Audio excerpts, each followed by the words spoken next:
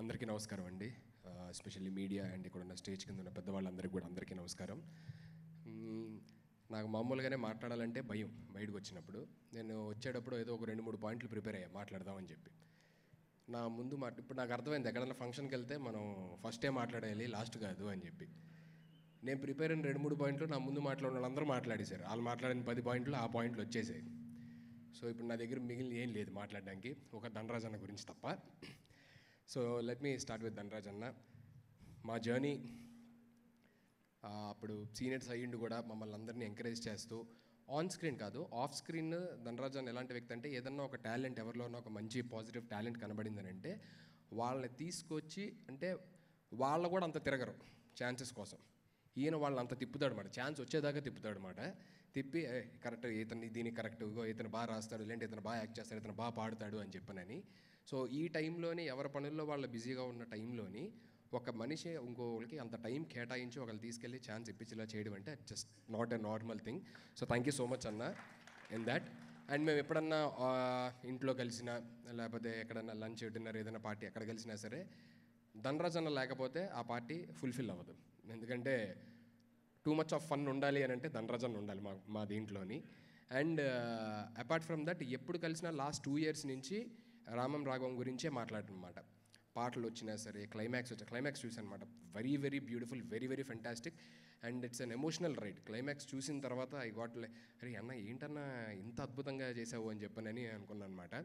So పాటల దగ్గర నుంచి, సీన్స్ దగ్గర నుంచి ఏది వచ్చినా సరే రావడం, షేర్ చేసుకోవడం, చూడడం ఇవన్నీ జరిగాయి అన్నమాట. అండ్ ఫస్ట్లీ సముద్రకని గారు, thank you so much sir. So ఎందుకంటే ఒక అంత పెద్ద డైరెక్టర్, ఒక యాక్టర్ ఒక కథ ఒప్పుకున్నారు, అది కూడా ఆయన డైరెక్షన్లో అంటే that's it self like it's telling what's the story is. ఆ పవర్ ఆఫ్ ద స్టోరీ ఏంటి అనేది తెలిసిపోతుంది. ఎందుకంటే అంత పెద్ద వ్యక్తి ఎలా కథని ఊరికే యాక్సెప్ట్ చేయరు కదా. సో అక్కడే ధనరాజ్ అన్న ఎంత గొప్ప కథని ఎంచుకున్నాడు అనేది మనకు అర్థమవుతుంది. And once again thank you so much Samuthirakani గారు, and thank you so much for all the producers.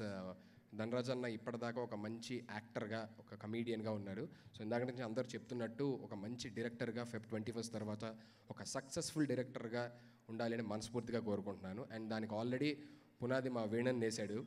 So అదే దీంట్లోని ధనరాజ్ అన్న కూడా సూపర్ సక్సెస్ఫుల్ అవ్వాలని మనస్ఫూర్తిగా కోరుకుంటున్నాను. And I wish all the entire unit, entire crew, ప్రొడ్యూసర్స్కి కానీ, డైరెక్టర్కి కానీ, ధనరాజ్ అన్న and Samuthirakani garu, entire team all the very best. And thank you so much. ఏదన్నా తప్పు మాట్లాడుంటే క్షమించండి. Thank you. అమ్మో. యా